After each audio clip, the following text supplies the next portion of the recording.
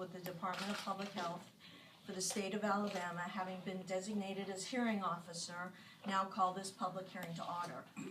The purpose of this hearing is to allow for public input into the changes concerning the above-mentioned rules. Notice of this hearing has been duly published in the Alabama Administrative Monthly, and the subject matter made available for inspection by the public.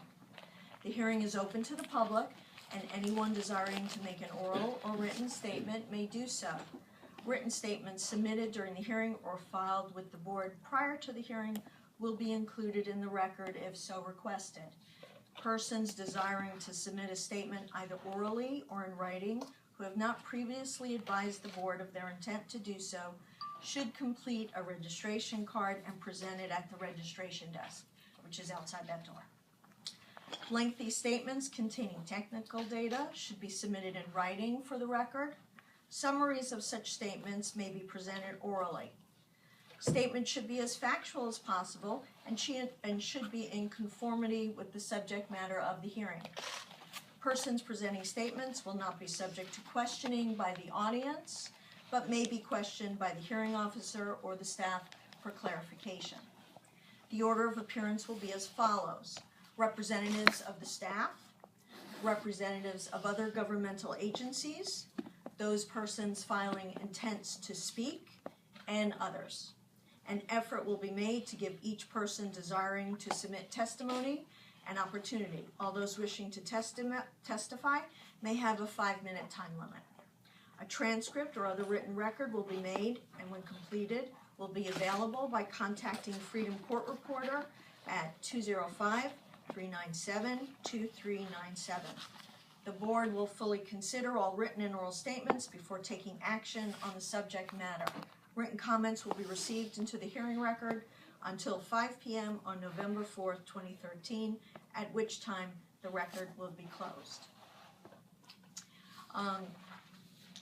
Now I would ask, I'll go back to order of appearance and representatives of the staff. I will ask Dr. Geary, the Director of State Bureau, and if he has a statement to make. My name is Walter Thomas Geary. I am the Director of the Bureau of Health Provider Standards, which does the licensure and certification for healthcare facilities in Alabama. I do have a written statement that talks a little bit about the reason for the amendments to the rules. Changes to the current rules are required due to the passage of the Women's Health and Safety Act during the recent legislative session in Alabama. The law required that a number of new provisions, which are not in the current rules, be enforced by the department. So it was necessary to revise the rules to achieve consistency with the new law. Upon review, there were additional changes to the rules beyond those required by law, which seemed prudent because of changes in medical procedures, terminology, changes in other regulations, and other clarifications that needed to be made. Starting with Section 420-5-1.01 General.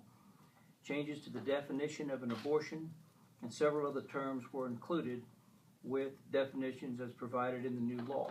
The definition of an abortion or reproductive health center has been amended to better address current conditions and practices in this area of health care and in a manner consistent with other states' definition of this type of healthcare facility. A separate section on waivers is no longer necessary since this is covered in the State Board of Health Rule 420-1-2.09, which generally addresses waivers or variances. In Section 420-5-1-.02 Administration, Section 5 Personnel and Physicians' Qualifications, the statement is taken directly from the law and repeated in several places in the rules. Only a physician may perform an abortion. Only a physician may give, sell, dispense, administer, or otherwise prescribe an abortion-inducing drug. A requirement allowing a physician a 30-day window to become credentialed in 2007 is no longer necessary and has been eliminated from the rules. Section 8, Records and Report, includes language incorporating recent changes concerning reporting of induced termination of pregnancy to the Center for Health Statistics. In the next section of the rule, 425-1.03, patient care, changes were made to the laboratory testing to reflect current terminology and practice. In Section 5, operative procedures, the responsibilities of the physician were amended to address the intrauterine location of the fetus and as referenced by the new law. Facility construction standards were removed from this section. Section 6, postoperative procedures. Section A was expanded with the added language taken from the new law. Section B contains language addressing physician admitting privileges, which is currently subject to litigation in federal court. Until that litigation is resolved, a clinic may continue to comply with these rules by maintaining a contract with an outside covering physician who has admitting privileges in a local hospital. Section F-5, the requirement that the name and phone number of the physician providing care in the event of complications and the name of all medications given at the clinic is taken from the new law and incorporated into the rules. Section G provides consistency regarding the reporting of induced termination of pregnancy to the Center for Health Statistics and recent changes in law and allows for computerized reporting of statistical data. Section 9, mandatory reporting. This section was added to be compliant with provisions of the new law. In the last section, physical environment, 420-5-1.04.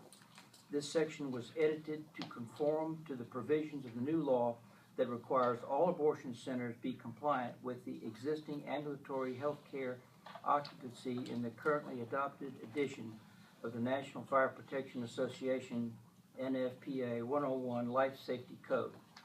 The law includes deadlines for facilities to submit plans for review and to complete construction as delineated in the law. Letters were sent to all licensed abortion facility administrators regarding these deadlines. Other revisions follow the main section and clarify specific code specifications under the new code requirements. Thank you very much, Carol. Thank you, Dr. Gary. Are there any other representatives of any other government agencies that would like to make a statement? Okay, then we'll move on to the sign-in sheet. I would ask that you please, when I call your name, that you step up here so that the mics can pick you up. Court reporter will be able to get down what you're saying. Remember that you're limited to your 5-minute statement.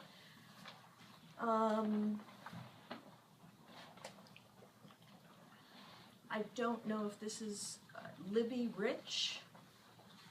Yes. Okay.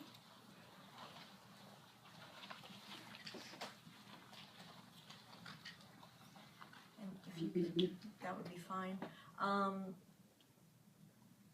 Now, of course, we thank you for being here. We appreciate you coming. You understand you have a 5-minute time limit in order for everyone to be heard? Yes, I do. Okay, thank you. And would you please state your name for the court reporter? Yes, my full name is Elizabeth H. Rich. My friends call me Libby. I am from Birmingham. I am 63 years old, and I am a mother. And it is with great sadness and deep-seated anger that I stand before this committee today.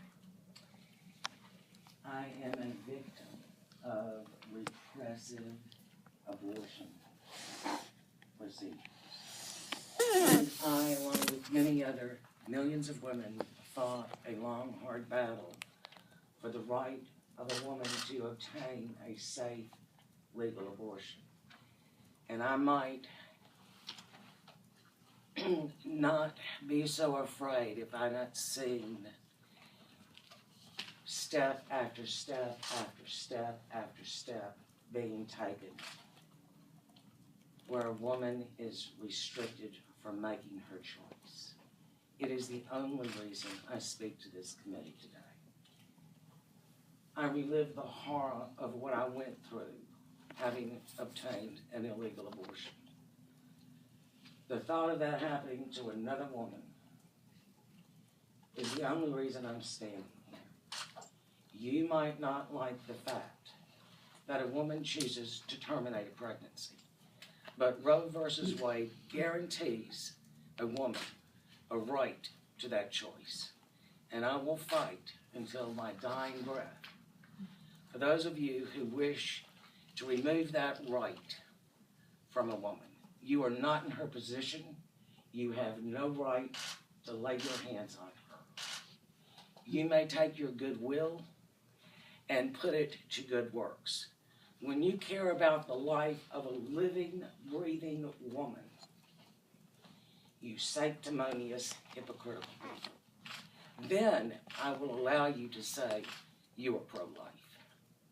You are anti-choice, and don't disguise that in any other way, up to and including all the government officials who, instead of standing and saying verbally, I am opposed, I do not believe this, under the guise of regulations, try and stop the Supreme Court ruling of our country, Roe versus Wade. I am sorry my voice is probably the only one that you will hear today. But that does not mean that there are not millions of women in this country who will take this stand. My price for an illegal abortion was sterilization. It did not stop me. Just because this state decreed that I could not obtain a legal abortion did not stop me. It was my choice. Nobody, and yes, that was my penalty. Not one person stood and held my hand when the interns at UAB threatened me with being arrested because they knew what I had done. Imagine a woman fighting for her life because she had no access to antibiotics, being lectured by doctors. Never again should that be allowed to happen. 40 years, and I never thought that I would stand here badly shaken. Badly shaken. I am a result of restrictive abortion policies. Please, I ask you to reconsider. As a living, breathing woman, I don't want another young woman to be in my position. Thank you for listening. Thank you, Ms. Rich.